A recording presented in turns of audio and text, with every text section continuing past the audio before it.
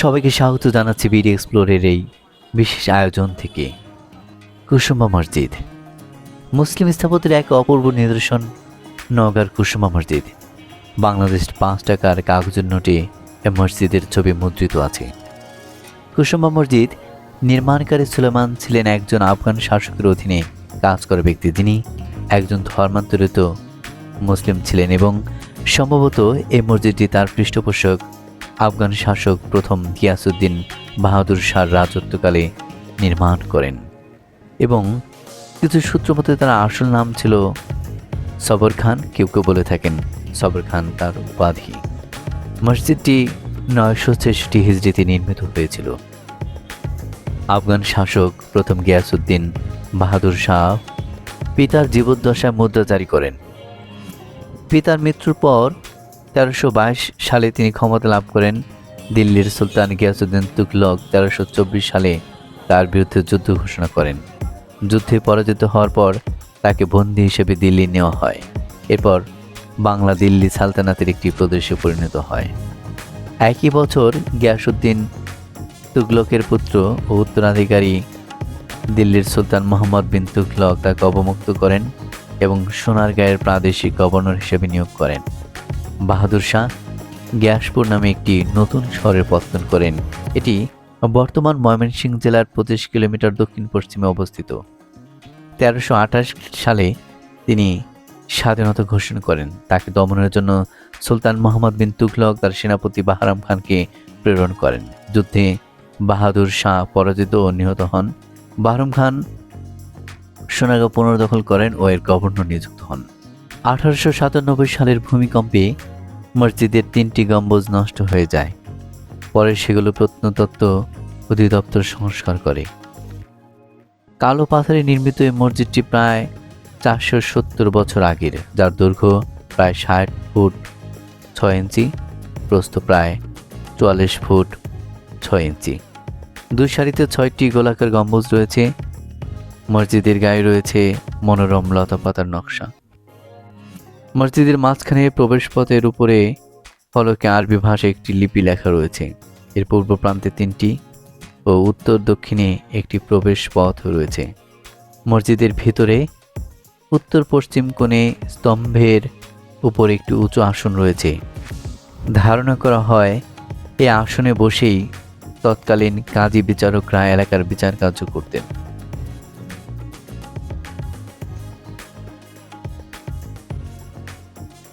এই মসজিদটি ঘিরে এলাকায় মিথ প্রচলিত। কেউ কেউ বলে এই মসজিদটি এক রাতে তৈরি হয়েছে। কেউ কেউ বলে এই মসজিদটি জিনের তৈরি। কালো পাথরে নির্মিত বলে এলাকায় কালো পাহাড় নামেও পরিচিত। এই মসজিদের চারদিকে যে দেয়াল রয়েছে তা 6 ফুট পুরু। মসজিদের সামনের দিকে রয়েছে 3টি দরজা। এই কুসুমা মসজিদ সুলতানি আমলের একটি অনন্য পুরাকীর্তি। চারদিকে দেয়ালের উপর বাইরের অংশ পাথর দিয়ে ঢেকে দেওয়া হয়েছে।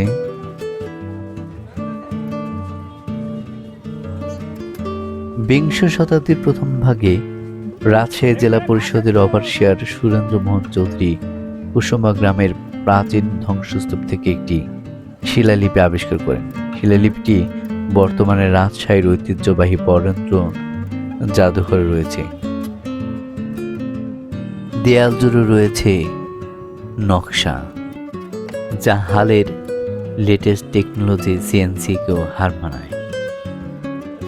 মসজিদটির মূল গাঁথনি ইটের তৈরি হলেও এর বাইরের দেয়ালের সম্পূর্ণ অংশ ভিতরের দেয়ালের পেন্ডেন্টিভের খিলান পর্যন্ত পাথর দিয়ে আবৃত।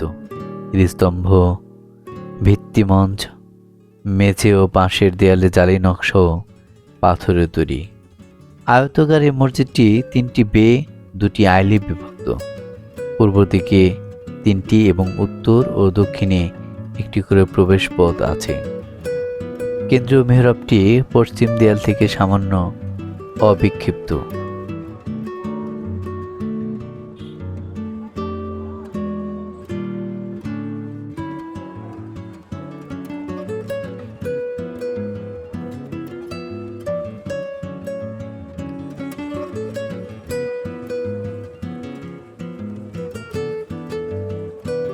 সুলতান আলাউদ্দিন হোসেন শাহের কবর ফলক বা শিরনা।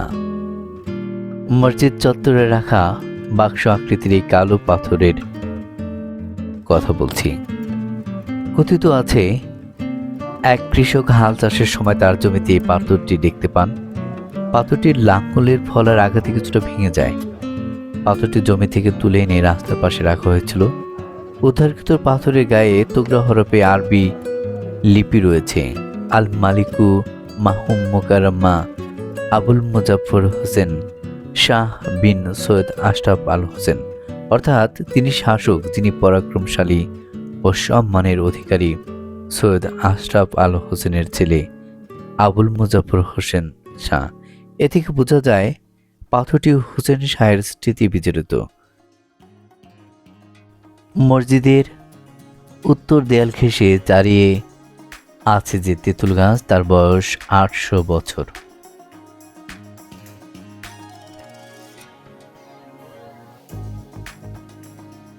মসজিদের সামনে রয়েছে বিশাল আকৃতির দিঘি। দিঘির আয়তন প্রায় 77 বিঘা। এর দৈর্ঘ্য 1250 ফুট ও প্রস্থ 900 ফুট। দিঘিটি গভীর ও এর জলরাশি স্বচ্ছ। কথিত আছে, দিঘির তলদেশে পারদ মিশ্রিত থাকায় পানিতে কচুরিপানা বা অন্য কোনো আগাছা জন্মায় না। অনেকেরই বিশ্বাস, এ পুকুরে গোসল করলে রোগ মুক্তি লাভ করা যায়। তাই দূর দূরান্ত থেকে অনেকে আসেন একবার অন্তত গোসল করার জন্য।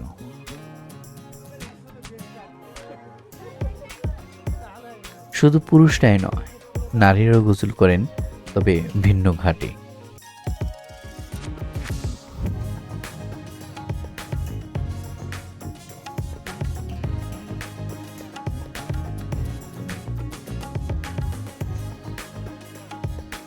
এ অঞ্চলের ইতিহাস অনেক পুরাতন। এর গঠন অনেক পুরাতন, প্লাস্টোসিন যুগের শেষের দিকে সঞ্চিত প্রাচীন পলি দ্বারা। এ বাংলা শাসন করেছে আফগান, মুঘল, তুঘলক। একই সঙ্গে তারা তাদের সংস্কৃতি নিয়ে এসেছিলেন এই বাংলাতে। তাদের স্থাপত্য, তাদের শৈলী, সেগুলোর প্রতিমান দেখা যায় এই বিভিন্ন ইতিহাস ঐতিহ্যের বিভিন্ন স্থাপনায়।